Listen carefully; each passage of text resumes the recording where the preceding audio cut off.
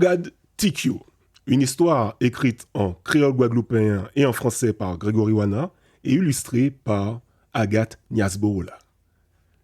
C'est parti les enfants. C'était un mercredi matin. Et comme tous les mercredis matins, il n'y avait pas école. Gabriel s'était réveillé au pipiru chantant. La maison était encore en sommeil. Dehors, la nature était déjà à l'œuvre. Chacun à son travail. Coquelac t'es qu'à chanter « Coquilloko !» Les fourmis de manioc charroyaient les petites feuilles en file indienne. Madame Mangousse t'es qu'à quitter Nichaï. Tout pendant Pitita et t'es qu'à veiller. Les papillons butinaient et virevoltaient entre les iconias et les hibiscus. Yoteka n'en servait foufou et mouche à miel. La nature offrait à Gabriel un joli spectacle. Ce matin-là, le héron vert arriva en tromble. La maman Kyo était si agitée qu'elle ne parvenait plus à parler sans bégayer. « Gabi, à l'aide !» s'écria-t-elle. « Mon bébé est tombé du nid. Il passa monter. » Gabriel accourut aussitôt sous le manguier où se trouvait le nid. Sur place, le petit héron était un peu étourdi par la chute. « Eh bien, Tikio, ça caille ?» s'inquiéta Gabriel. En voyant ses plumes devenues si belles et si grandes, Tikio s'était dit qu'il essaierait bien de s'envoler. Et flap flap, blogodou, Tikio tombait. À terre, le petit poussin n'était pas du tout en sécurité. Osiris, la chatte de la voisine, qui avait vu toute la scène, n'attendait qu'une bonne occasion pour ne faire qu'une bouchée du petit oisillon. C'est ainsi que le petit garçon s'écria « Enquête sauvé Tikio !»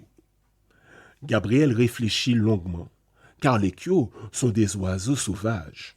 Il ne faut surtout pas toucher les petits pour éviter que les parents ne les rejettent. Il saisit alors un vieux seau et le tendit vers l'oisillon qui sauta dedans. Compier mangola t'es bien panne, Gabriel paté monter jusqu'au Wanishla.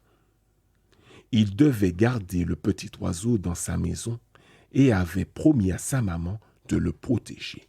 « Quoi, maman poule ?» avait-il dit. Les jours passèrent et maman Kyo passait tous les jours à apporter de bonnes choses à manger à son petit.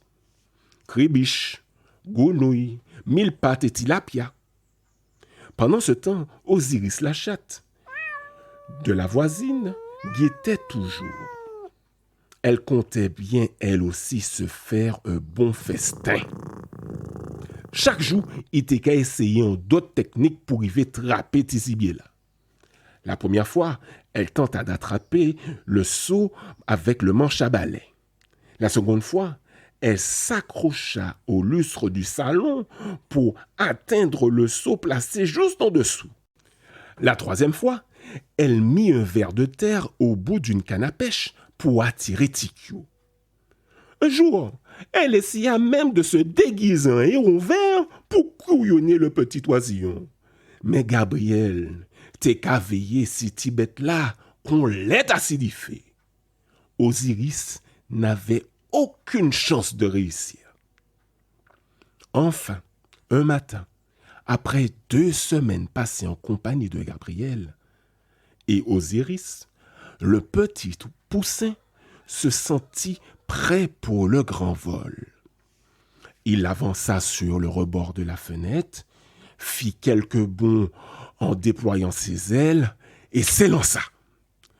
Au départ, ce fut un peu compliqué, mais après quelques essais, Tikio réussit à s'envoler.